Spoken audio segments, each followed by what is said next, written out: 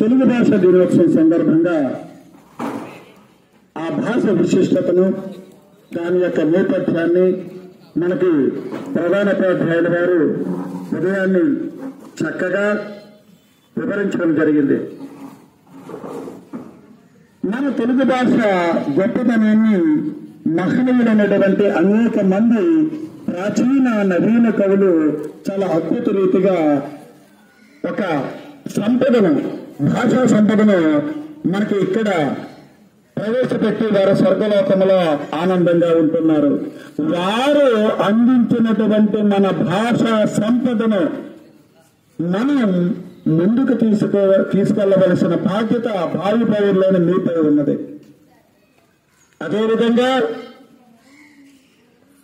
ఉదయం ప్రధానోపాధ్యాయులు చెప్పినట్టు 1863 ఆగస్టు 29న శ్రీకాకుళం జిల్లా పర్వతాలపేటలో జన్మించినటువంటి మన ఉత్తరాంధ్ర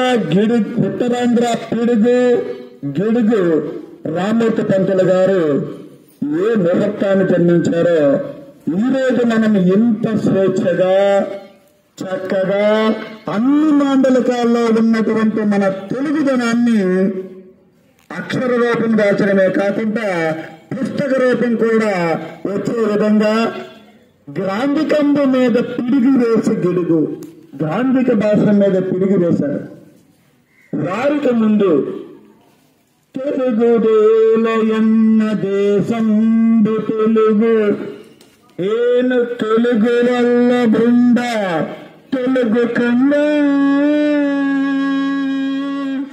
ఎల్లలు తెలుగులువ ఎరుగవే భాషాడి దేశ భాషలందు తెలుగు లెస్సం అని పలికిన నాకే, ఇక్కడ నాకే అంటే శ్రీకృష్ణదేవరాయలు అని పలికిన నాకే ఈనాటి తెలుగు పరిస్థితి అగమ్య గోచరముగా ఉన్నది. ఈ దుస్థితికి ఎంత దారుణమైన స్థితిలో ఏర్పాటు చేసుకున్నారు. దీని కారకులు ఎవరు? మీరా మీరా మీరా విజయ సంరాధన చక్రవర్తిని టివోసని కథని సారితై సారంగ సారదానని నేను మరలా స్వర్గలోకము నుండి భూలోకానికి రావలసిన అగత్యమేమి శ్రీకృష్ణదేవరాయలు ఇచ్చారన్నమాట. ఎందుకు వచ్చాడు శ్రీకృష్ణదేవరాయలు? తెలుగు భాష యొక్క దౌర్భాగ్యాన్ని ఆయన కాలంలో స్వర్ణయుగం తెలుగు భాష పరిణమిల్లేదు. తెలుగు భాష యొక్క ఆ అద్భుతమైనటువంటి ఆ స్థితి స్వర్ణయుగంగా అద్భుతంగా ఉండేది. వారు స్వర్గలోక ప్రాప్తి తర్వాత అనేక మంది కవులు ఈ భాషను కొనసాగించారు. గిరిగి వారు వచ్చేటప్పటికీ ఆ గ్రాంధిక భాష అనేది పండితులకు తప్ప పామరులైన సామాన్య జనులకు అర్థంగా ఇచ్చేది కాదు. వారి యొక్క ఆ గ్రాంధికాన్ని అంటే ఇలా మనం చెప్పుకోవాలనుకుంటే చాలా ఉంటుంది. సమయాన్ని కూడా మనం సద్వినియోగం చేసుకోవాలి కాబట్టి సమయానుకూలంగా మనం ప్రవర్తించాలి. కాబట్టి మరి ఈ తెలుగు భాష యొక్క వ్యవహారిక భాష పితామహుడైనటువంటి గిడుగు రామ్మూర్తి పంతులు గారి జన్మదిన సందర్భంగా మనం ఈ యొక్క ఉత్సవాన్ని చేసుకుంటున్నాం.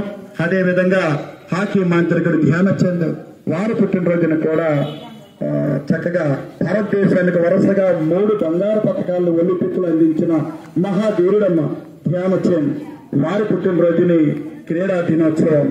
చూసారా, మనం పుట్టామంటే ఇలా ఉండాలి. ఏదో ఒక రకమైన ఉపయోగం ఉండాలి. భూమాత ఉప్పొంగాలి.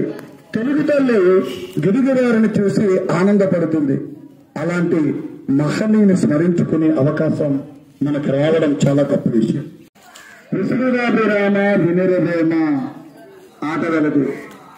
అలాగే వారిని ఆదర్శంగా తీసుకుంటూ జామివారి మాట జగత కెరుక అనే ఒక శతకాన్ని రాయడం జరిగింది. అముద్రితం. విశ్వదాభిరామ వింద్రవేమ అంటే బాగా పాత అయిపోయిందని ఇప్పుడు ఇంకోటి పెట్టారు. ఎస్కేప్ అయి తిరుగువాడు ఎక్స్పర్ట్ సుమతి అంట. చాలా పదాలని, చాలా వాక్యాలని, నకుటాలని కూడా కొత్త కొత్త విశేషాలని మన ప్రధానోపాధ్యాయుల ద్వారా ఖచ్చితంగా నేర్చుకోవలసిన ఆవశ్యకత అంతేనే ఉంది. మరి విశ్వదాభిరామ వినిర్వేణలాగా ఆయన ఆదర్శం తీసుకుంటూ ఆ శతకంలో ఒక 5 పద్యాన్ని అందిస్తాను నేను. ఉత్తరాంధ్ర పిడుగు తెలుగు గిడుగు అనే శీర్షికతో గిడుగు వారి తెలుగు పాడుతూ పలికిన కేతమైన తెలుగు తీయనగును సరళ భాష నేర్చి సరివరమగ నేర్పే జానివారి మాట జగతి కిరుకం.